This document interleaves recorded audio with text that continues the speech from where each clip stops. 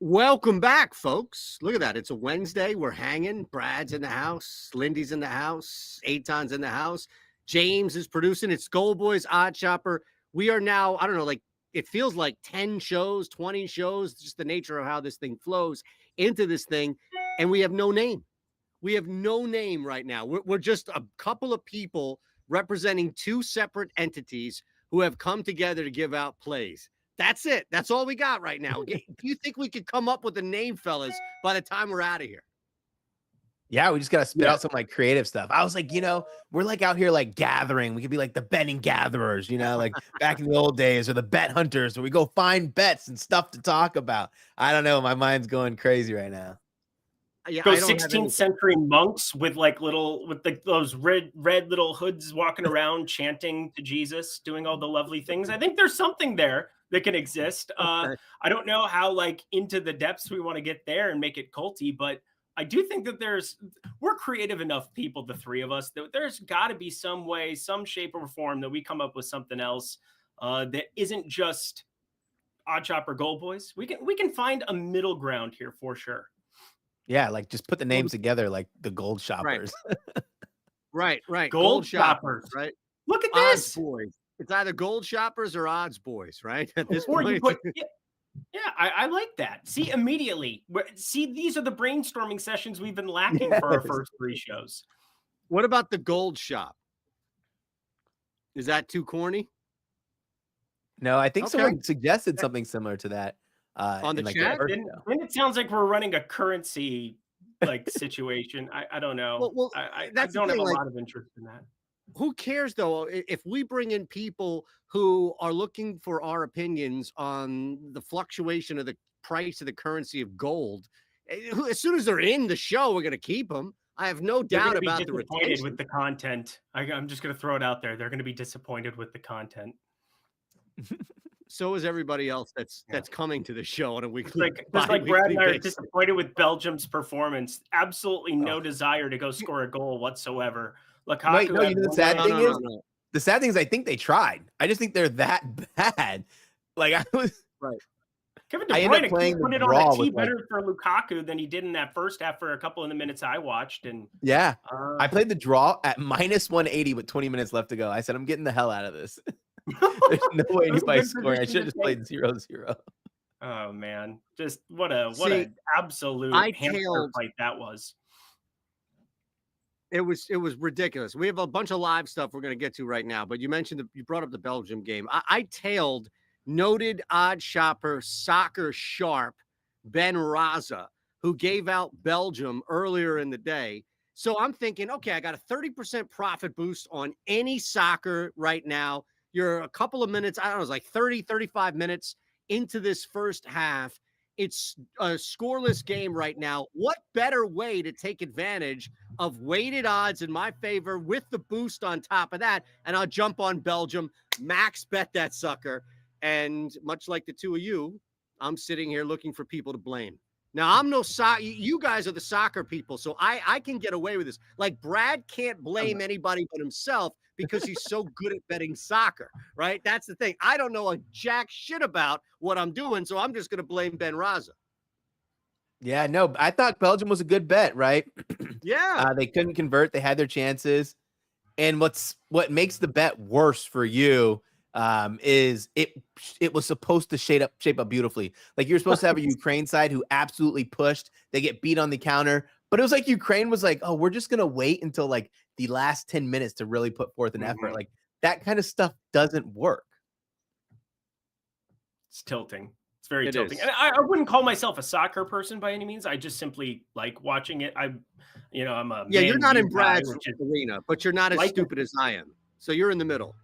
Well, there you go. I'm ground zero with NHL, but at soccer, I at least enjoy following the sport, tracking the sport. Makes it a little bit easier. But obviously, I tailed the Belgium one. I think we got some better days ahead of us. I will say Brad's been pretty awesome to me the last 2 weeks. Been tailing a little bit of his stuff. So nice, if you're not following him over on X, you are doing it wrong. But it's good to have him back in the home base for sure. Oh yeah, I'm literally about to put in a live bet right now. What are we doing? Well, what is it? So we can tail it as well. I mean, this show is built on live action, either right going on or what you have in a minute. It's juicy, but I took Portugal. Portugal -1.5 first half corner handicap. Oh wow, look at that. So you're looking for 2 Portugal comebacks here? What in the world? No, just them to win the corner spread by 2 in the first half. Corner spread. Yes. Yep. Yes. Okay, so as Brad puts this in, let's go around the horn right now. I think there's a bunch of live action to be had. Let me jump in first. Lindy, you can pull up your slips, although half of the slips I'm sure are probably just going to be what you and I have split. So I have this ready to go. The one that, so from my Homer Fest that came back to me, because apparently there were a shit ton of home runs hit last night, and I actually did fairly well on the return, made my money back and then some. I used my bonus bet today on a live play when it was 1-1, when the Tigers scored to make it 1-1. I could still get them at even money, -2.5 run line live. So it's 5-1 right now. Looks like we're in the top of the 8th here. So the Phillies may put on 1 or 2 more, but looking okay at that -2.5 even money. So I was sweating that. And then I think the rest, we have a Ryan McMahon home run we're sweating, right, Lindy, in that Dodgers-Rockies game. Oh, no, not Dodgers, Rockies. Rockies and Astros, but Astros, there's that. Right. The one I had on my own this morning, I just got done with the sweaty sweat. That was Seattle, Tampa Bay under 7.5. They had runners on the corners with 1 out. Ground inning, end of game double play, the best feeling in the entire world when you can't get another run on the board from third, and they get the ground ball. So thank God to Thornton for getting out of that jam. That was useful. But otherwise, the home run play, pretty light morning for me in baseball. I didn't really like a whole lot of anything. It was pretty tough. Yeah, I mean, I went right back to the well because we had a nice little angle on OddsShopper. So I hit Trey Turner to hit a home run again. And my God, this guy, he's going to go on a streak of like 4 straight days hitting home runs because I've bet him consecutive over like 3 days, I think. So I'm with you. Like not amazing here. I did jump on when it was right before the game. I did jump on. So I have the Phillies money line and the Astros money line down to about -108, and I hit that one pretty hard on this game. So that's the only thing left that I think I'm currently sweating right now. So if Detroit comes back, you're going to see a pretty angry Shander there, and I think that's all we have collectively too, right? Yeah, straight put put my live bet up right now on the screen. Just Portugal -1.5 first half corner spread. Didn't want to go any deeper than that because honestly, Portugal don't care about losing this game, but they want to at least come with a little bit of momentum heading into the next round. So I think they put forth a little effort while Ronaldo's out there. Fantastic. Fantastic. Caleb on the chat there giving love for that under from Lynn Dizzle. Uh-oh. That's a new one. I've heard you called a lot of things.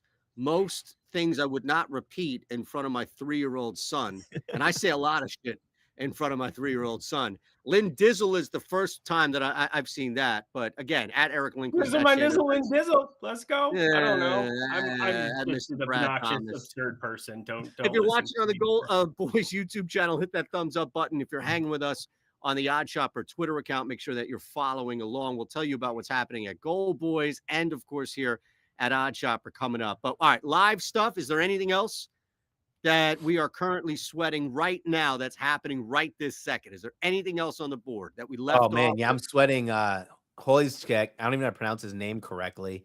The Leverkusen striker to get 2 shots in the first half. I just felt his price was at +189 was just too good not to take, especially when they can only advance with a win. So for me, I think he's aggressive. He only has probably 60 minutes to play.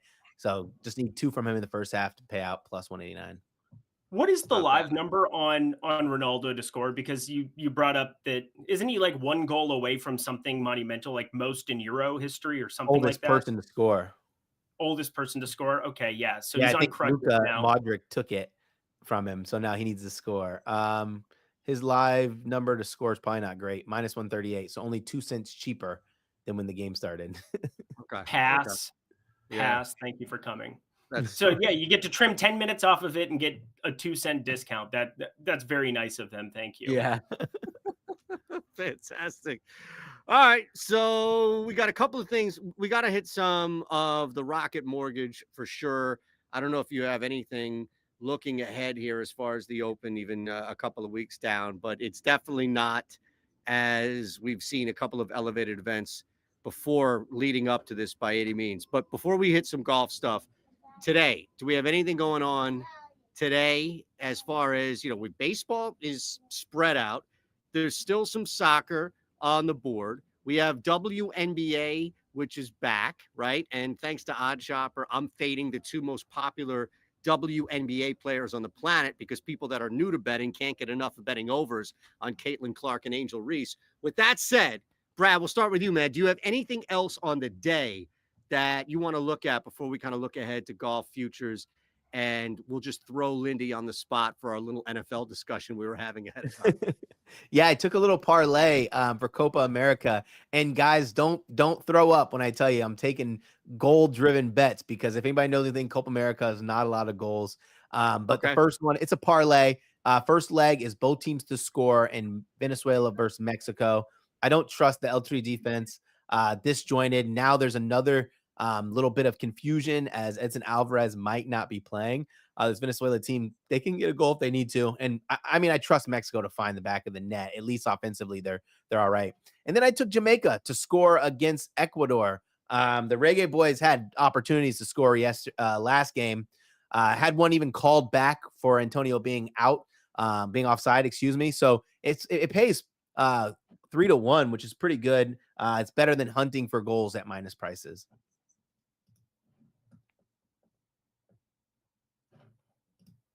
I was waiting for you, Eric, if you had anything on that. I mean, You you hit would the know mute more. button. Oh, I didn't know. Normally, the host, what happens is that then they pass it over to There's the other no person. host. I'm just also- here to remind people to hit the thumb. I'm here to I'm like a bot, right? Like, so Brad doesn't have to remember to tell people to or be subscribed to the GoldBoys, or you don't have to do your sales. That's all I am. I'm ins, outs, and in betweens. You can direct conversation as much as me. Okay, well, I'll direct the conversation towards the Yankees and the Mets, the Subway Series. Excited for this one. Luis Heel coming off of his worst outing that you could ever imagine. I generally am a Luis Heel stan. It is what it is. But at Open today, we had 15.5 outs sitting at minus 120. It's now up to minus 140 because it was an advantageous spot. But still, if you're going to look at Luis Heel to do anything here today, a 5.5 strikeouts is pretty insanely juiced, sitting minus 148, minus 150. Surprised people are still firing that up against a Mets team that is pretty averse to striking out against righties. 21.2% K rate on the season, up to a 106 WRC plus. So it's not an easy spot by any means, but we've had some really hot, humid weather here. There is a chance of rain as well. I'm paying attention to this one, but it looks like it's going to be all right come first pitch. And if that's the case, 15.5 outs for Luis Heel. I'm generally somebody who believes that, outs can be a very, very difficult bet to find an edge on. But at 15.5, you're talking about a range of outcomes where he's got to get blown up yet again or walk a bazillion dudes, because he had 1, 2, 3, 4, 5, 6, 7, 8, and 8 consecutive starts where he had gone at least 6 up until Dodgers ran into some issues. Boston on the road, he ran into some issues, and then he got completely lit apart by Baltimore. That's a pretty tough 3-team span in a row here. He's still one of the best pitchers on the season with a 190 expected batting average, 29.3% K rate, has the kind of strikeout stuff that can overcome matchup. But the Mets, despite what they've been doing here of late with Nimmo and JD Martinez alive, Francisco Lindor, and all of these purple grimace people that are just insanely whatever, give me Luis Heel to get you 16 outs today. I'm pretty confident in that one. Can I just say this as an actively fat person right now? And again, I'm heavy in the midsection. You may not know this with my face, and it's because I'm 45 and gravity is in full effect right now. But me, I couldn't wear that color if I was a kid. Anybody who has got if you got called grimace, it was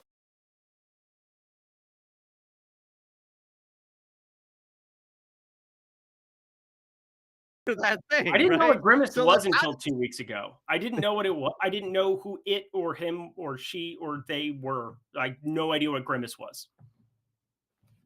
it's a I didn't fat know what Grimace burger was stealing until thing from the Grimace McDonald's. shake. The Grimace shake, yeah, Grimace and then I shake? learned there was a shake. And then there's a shake, a McDonald's shake with the damn thing. I don't understand it, but cool. Glad for Mets fans. Very, very proud of you.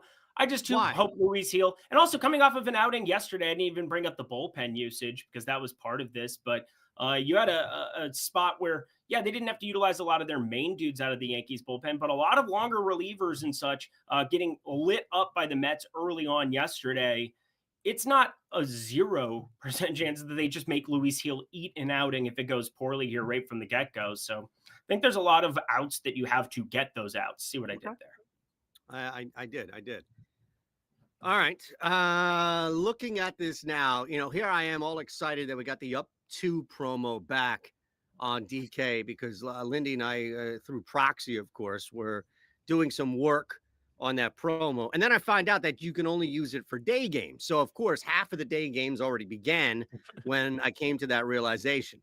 So we're rolling with the Oakland Athletics and Joey Estes. All right. As far as up by 2. Now, look, all I need them to do is get up by 2. And this ticket cashes. The game's going to start in about 50 minutes from now. They're in LA.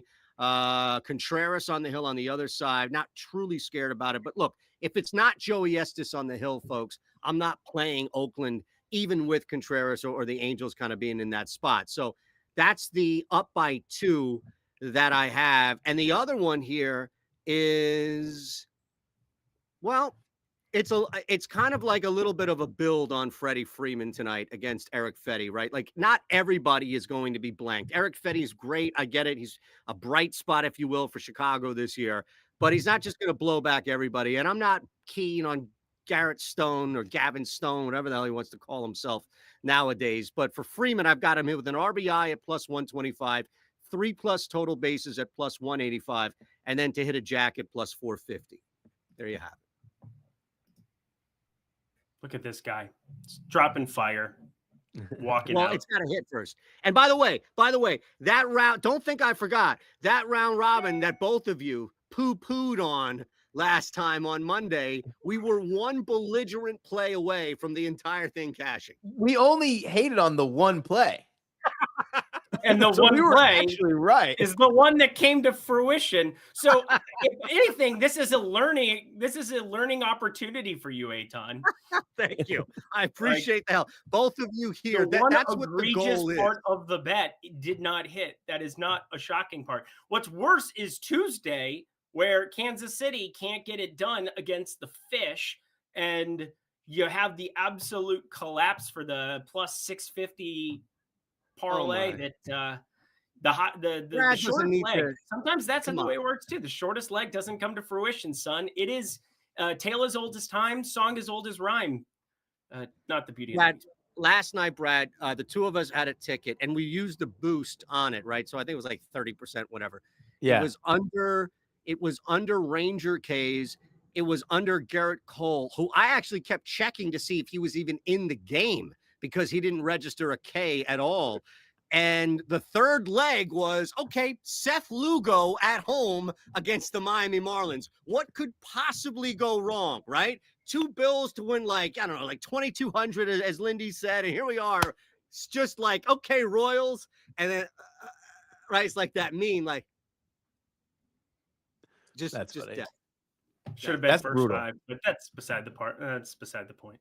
It is. All right. Well, what are you guys thinking here? Do you guys want to go through? Do we want to do like the lock, big balls, no shot? Oh, so you know what? Let's keep that for Monday, unless you actually have one. I already gave my soccer play out, so yeah, exactly. I gave my baseball play. I gave my prop, so we're my good. favorite prop, and I have a parlay that's involved in this NFL convo. So let's do this. All right, we're gonna tell this is what we'll do. Final couple of minutes that we have here. Again, hit the thumbs up button, subscribe. You're watching on GoldBoys YouTube. You're watching on OddsShopper. We're going to share some stuff for OddsShopper, a couple of home run plays coming up. But we also have, and Brad's working on this for NBC, so he can pimp out the project and make sure that you're actually there following along for the full thing. But Lindy, he brought up, and we'll give you a couple of seconds here, right? We'll run this little commercial, put you on the spot, but not really. He's got right, Brad? You've got a futures play for each team. Is that correct? Not yet. I will have a futures play for everything. You're working on it. I'm building it out. Yeah. Okay. Oh, that's epic. So, I can't wait. I can't wait. Exactly. So Brad's going to hit us with ours. I have, and it's just going to be a perfect way to get Lindy's true reaction to me and him and anytime we get together, because the level of disgust that's going to be on his face, Brad, when he sees this ticket that he hasn't seen yet. So we'll talk about this. And then you, of course, Eric, if you have an NFL futures play, whatever it may be, you can hit it with us. All right. So we'll be back 30 seconds. Stay tight. The GoldBoys are one of the largest, well-known sports betting communities on the planet with a Discord to match. We're going to show you how easy it is to get 1 month free of GoldBoys.com just for signing up at MGM using code GoldBoys. Sign up at MGM with code GoldBoys, deposit a minimum of $10, and get your first bet back at BetMGM up to $1,500. After signing up at BetMGM, send a screenshot of you using code GoldBoys to promohelp@goldboys.com to get your first month free. 21 or older, gambling problem, call 1-800-GAMBLER.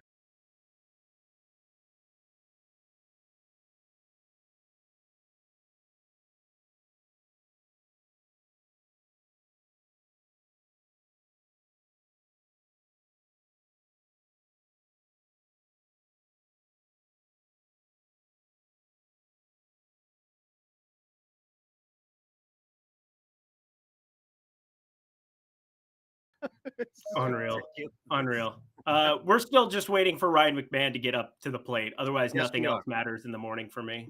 No, we're good. We're good there. Phillies look really good right now. 6-1 in the 8th. So I'm fine with that. All right, let's do this. We'll show you, because we have a couple of things going on. We'll show you OddsShopper coming up. But as mentioned, right, and this, you always have to reward the tease here. So, Brad, you're working on a couple. What is your best, what is your favorite? How about that? NFL futures play that you've come up with so far, and then you can start the ball rolling here. Yeah. So it's not my favorite. My favorite is Dalton Kincaid, but that's minus odds. You guys know how I feel about giving out minus odds futures. Yes. I actually like CJ Stroud MVP at plus 850. It's crazy. CJ Stroud threw for 4,300 yards last year with a beat up 4,100 yards with a beat up offensive line. Now they bring in Stephon Diggs. And what I like about Diggs is he doesn't need to play a role, right? He just needs to go out there and just catch balls. He doesn't need to be the number one. They have Tank Dell. They have Nico Collins. And they also have a reliable tight end in Dalton Schultz. This team should absolutely be better. And I think the most under the radar kind of pick or player that we're not talking about is Joe Mixon coming to that team as well.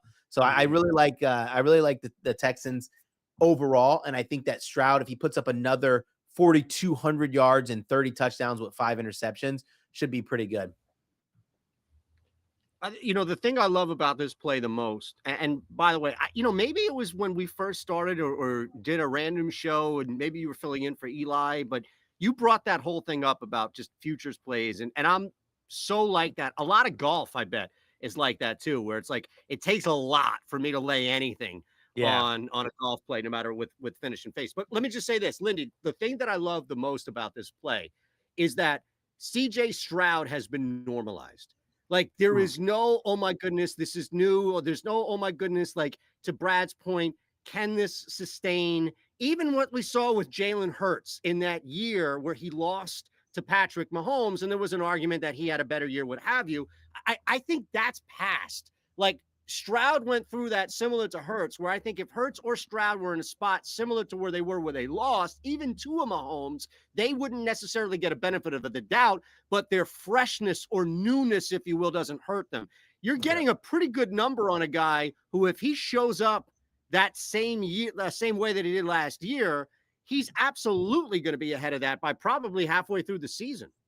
Yep. Yeah. That's a really good point. I mean, I like the Houston makeup. For me, adding Mixon, think about Devin Singletary. He's now with the Giants, so he's shipped off. you're adding Joe Mixon, who can be a reliable back. Some of his advanced metrics, not nearly as good as what they had been in years past, but can be a workhorse for you. I do like just basically everything that has to do with the wide receiver core there. But I'm with you there on that one, Brad. I think, CJ Stroud is probably the quarterback I'm the most wrong about in my entire lifetime, though. I was convinced he was trash. Ohio State. Who else has played quarterback from Ohio State who was remotely functional? But Breaking we'll the see. mold, man. Somebody's going to We'll see do what it. ends up happening.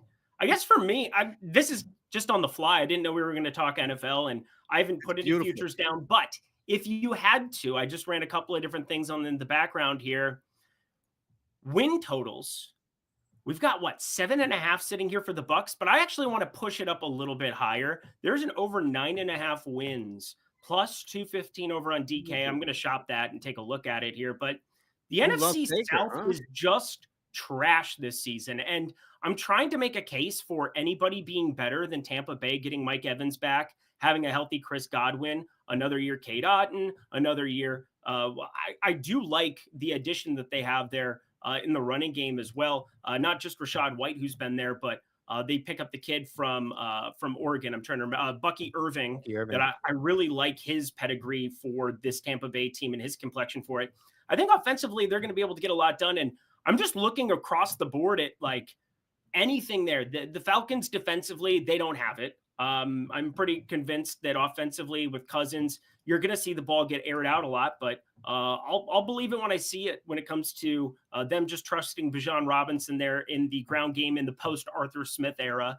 I think Tampa Bay getting to face New Orleans, getting to face Carolina, and getting to face this Atlanta team that the jury is definitely out on. 9.5 wins sitting there for him. To get to double-digit wins, I'm getting better than 2-1. I'm pretty convinced that this is the best defense. Because again, another year on the tires for Lattimore. Looking at the Saints side of things, yep. Carolina, I think Tampa Bay has the best defense within that division. We saw them take care of business against the Philadelphia Eagles in the playoffs before going up and playing a competitive game in Detroit. And if everybody's putting Detroit on a pedestal, I do think Tampa Bay has the kind of offensive firepower to win a lot more games. Getting 6 within that division, you win 4 or 5 of those. Pretty decent schedule otherwise. Kind of talking myself into double-digit wins for the Tampa Bay Buccaneers. Yeah, I was going to be on the Bucks over 7.5, and I just couldn't lay money to sit there at minus 150.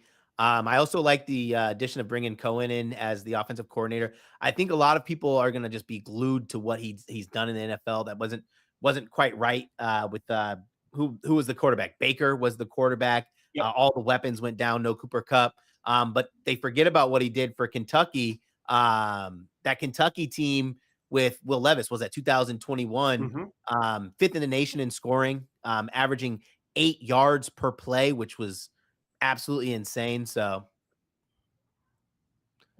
pretty good win total. I also think like, even though Carolina's going to be better, they're not going to be competitive, which is a big difference, right? Like they're not going to be winning games. I think they'll look better in their losses, which helps the Bucks. They have a chance to win both of those, I believe, home and away.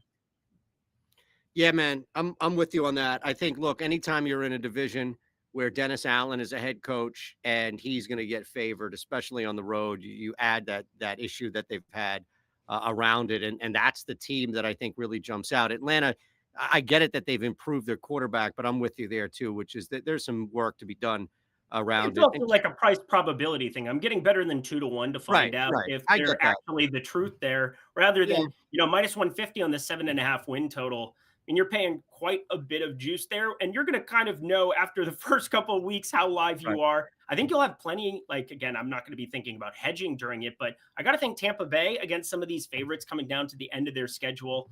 Let me pull this up because I do know that their playoff schedule from the best ball streets was something that I had flagged because I think they play Carolina week 17. It is that always helps. So you're going to be a big favorite at home there, getting down to the end of this schedule. But there are going to be hedge opportunities for you week 15, week 16, where I think you could be getting some points. Again, you could get the points with Carolina in that spot if this is sitting at 9 or 8 for week 17. And you can be getting quite a few points from Carolina on the road there in Tampa. Those are like middling opportunities rather than just straight out hedges. Yeah. Right.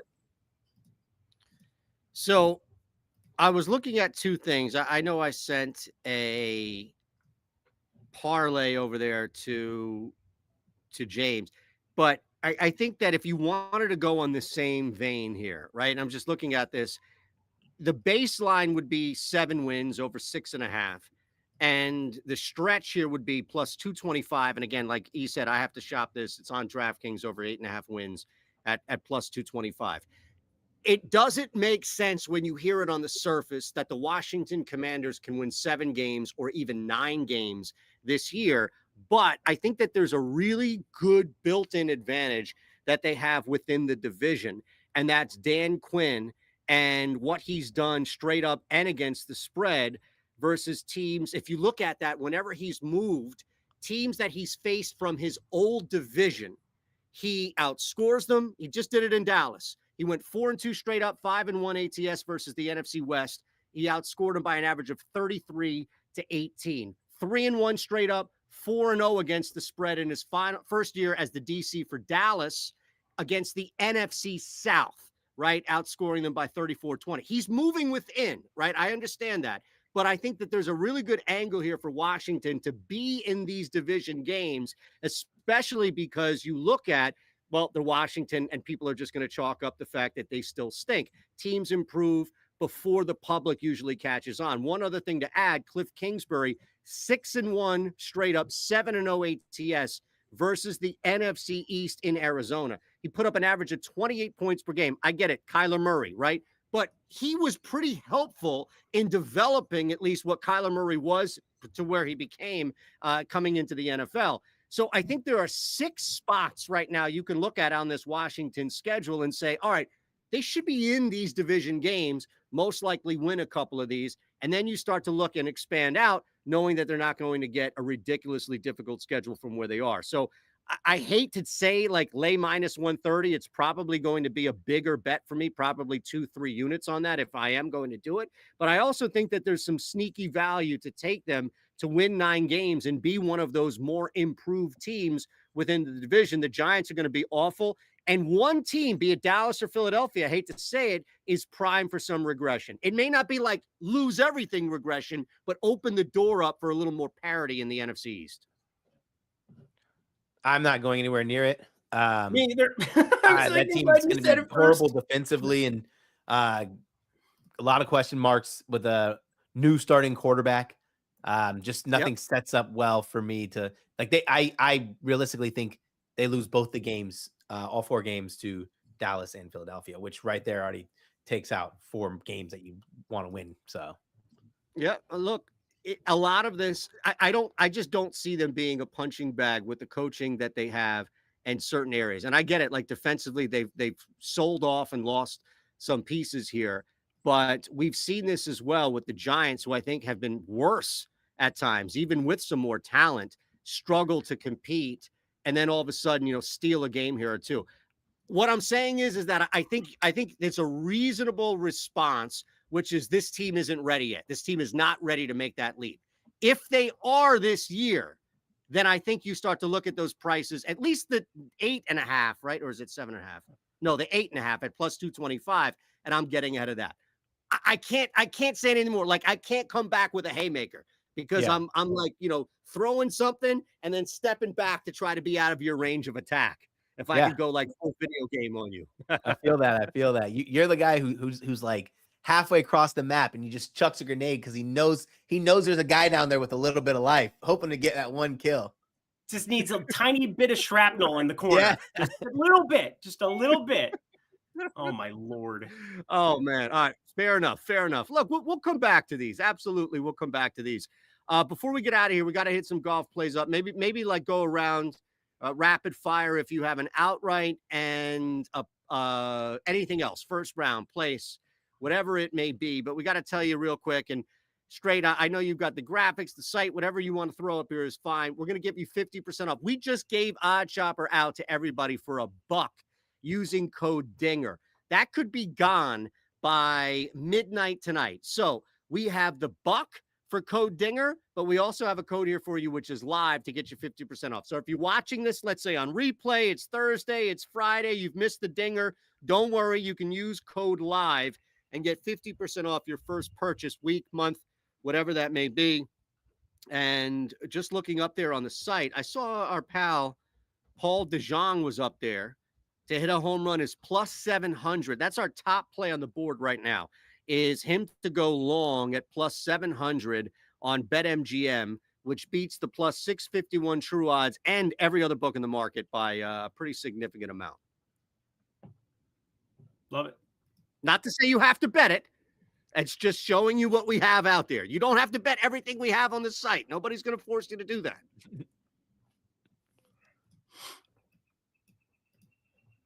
I only have one bet in the PGA for what it's worth. I think All it's right, pretty you got tough. any golf? Oh, there he is. Hello. Did we lose me? Now I was asking if I was lagging. Oh, we got you. It may be that you're outdoors again, Eitan. Well, there's work being done. Going off the nice house. It's That's what you got to do, you know? Yeah, I was going to say. I can't do a show outside because my internet doesn't reach. Apparently, I'm learning that today, Brad, with me. Yeah, it was a subtle jab, but it was perfectly done. Well executed. Yep. All right, let's see this here. What do you got? Let's go around the horn here on the way out. We'll remind everybody on one more time before we leave where we can continue to convene and find us individually and collectively. But it's the Rocket Mortgage. Anybody can play this course. I can play this course. Oh, man. And Brad, like, fill us in here before we go picks and everything like that. What was your level of involvement in Detroit, either at Detroit Golf Club or just in general?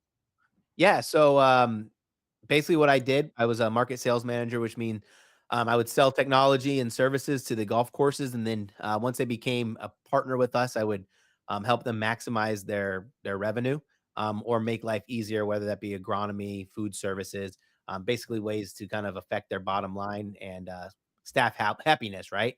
So I would go to Detroit Country Club for the Rocket Mortgage, bring clients to practice rounds, bring them to rounds, help out with the programs, basically anything to do to make golf course owners happy and kind of feel like, holy crap, they're taking care of us. So Detroit is a special place in my heart. Played a lot of golf out there, made a lot of trips, been in a lot of snow, a lot of ice, but I like this course. I like this course from just because I'm familiar with it. I don't like this course because I don't think it's a hard course. Like, I'm familiar with this course. I've walked it multiple times. So I generally have a pretty good feel about it. This has to be the easiest course that we'll see on tour, right? I mean, the Byron Nelson. Yeah, the easiest is technically Kapalua. Yeah, but I mean, not easiest, but it does. I don't think it plays as the easiest, right? I mean, from a metric standpoint, the Champions plays as the easiest. Kapalua does. Yes, but I mean, what are you talking about there? You're talking about 20 guys playing golf at the start of the year? So it's expanded a little bit now because of the new formatting. So it's not just all of the previous season champions. They have other players that end up in the field there as well. But you're seeing 30 under. You're seeing some ridiculousness there. There's 5 par 5s, par 73. So relative to par, it is going to be the lowest that you have year in, year out at Kapalua. Otherwise, I think AT&T Byron Nelson is the easiest on the normal rotation. We're not talking alternate field events. No. I don't care about the Barracuda or whatever the hell. I'm just saying as far as I care. In this particular, you love too. No discrimination here, Squirrel. Look, I don't know if you're just using score under par or something from that advanced standpoint. Okay, maybe it's not, but just from approaching this course, you don't have to be tight on these fairways. You've got trees that line it, but they're rarely even in play. Yeah. You can go driver to wedge. It's a second shot course where it's basically just setting up putts, right? A guy like Maverick McNeely could roll through this field. So I love Maverick McNeely. He's a billionaire, though. He doesn't need my love. He's doing just fine. His dad is very wealthy. But anywho, I only have one play this week. I haven't bet the board, so I'm very curious to hear what Brad has for this card.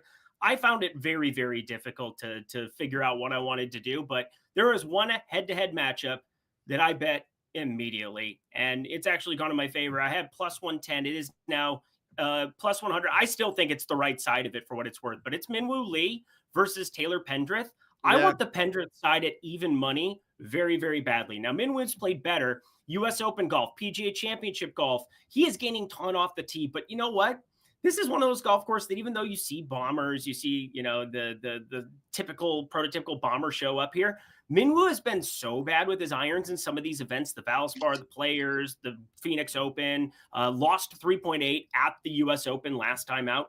I'm just worried that he doesn't necessarily get it rolling enough. Now he's started to look a lot better with the putter. He's gained in 4 straight with the putter. That's the only thing that really freaks me out. But you know what doesn't freak me out?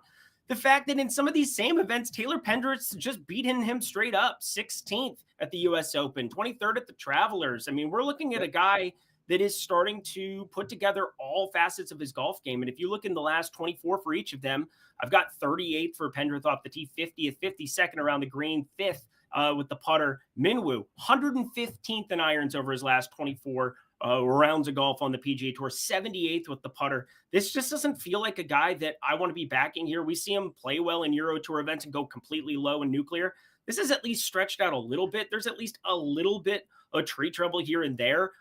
Yeah, off the tee, he's incredible, but so is Taylor Pendrith. I think he is a really good back in this head-to-head matchup at even money. Yeah, I like that. I took Pendrith outright. Yeah. Don't love the price, plus 2,800, but it was something that I've already was going to bet. Probably anything better than 25 to 1. Minwoo Lee, like you said, struggling with his second shot. You can't get over those numbers. I don't care how how well you're driving the ball. If your second shot's not there at this course, it's not going to be great. I want to give you guys a juicy one. I'm going to lay hella juice because I think we do need to normalize juice a little bit in this. And I took Steven Jaeger as the top German. He only needs to beat out Matty Schmidt. And if we don't even want to talk about skill set, let's just look at how the books price this thing out. Right. The books have Schmidt plus 500 to finish top 20, where Jaeger is plus 180. This is a good course for Jaeger.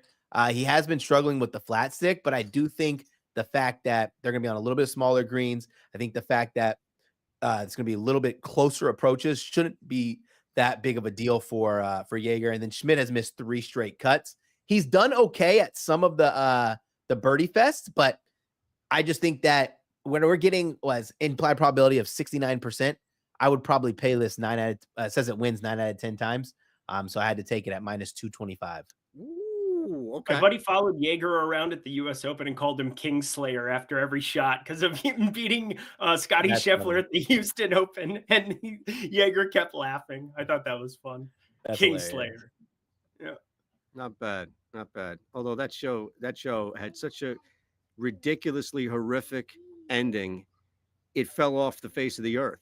Yeah, you're not over it yet? You're not over it yet? No, I remain amazed that there was a show that was so popular and so just on the forefront of everybody's conversation. And it was like it just vanished as soon as it ended because everybody was just like, okay. Like, do you realize how popular Game of Thrones was until it ended? And then it just disappeared. Like, people were still talking about The Wire, Sopranos, Oz. These are gems. These are all-time television greats. And I feel like Game of Thrones, it's kind of just like, oh, yeah, Game of Thrones. Do you think Avon Barksdale would ever be a throwaway reference? Oh, I forgot Avon Bark. No. Stop. You going on that rant with your wife just walking out the door and walking back in? She's like, oh, hell no. Incredible. She's like, oh, shit, this again. Okay. Apparently, my son is dragging paint. We're already late. That's fine. I'll give you real quick on the way out. I don't even have analysis. Just trust me on this one. Matt Wallace is a guy to think about here. Fits across the board. Course history, scoring, strokes gained approach, scoring on par fives. Love him as far as a chance to even first round leader at 75 to 1. But the big play for me is actually going to be Keith Mitchell, 50 to 1 first round leader, outright as well. You can mess around with, but plus 150 on MGM, all ties paid in full. There you go. All right. I got a jet at Eric Lindquist, at Mr. Brad Thomas, at Shander Betts. Thumbs up, subscribe on the GoldBoys YouTube. Make sure you're following along on OddsShopper's Twitter. We'll see you Monday. Thanks, James.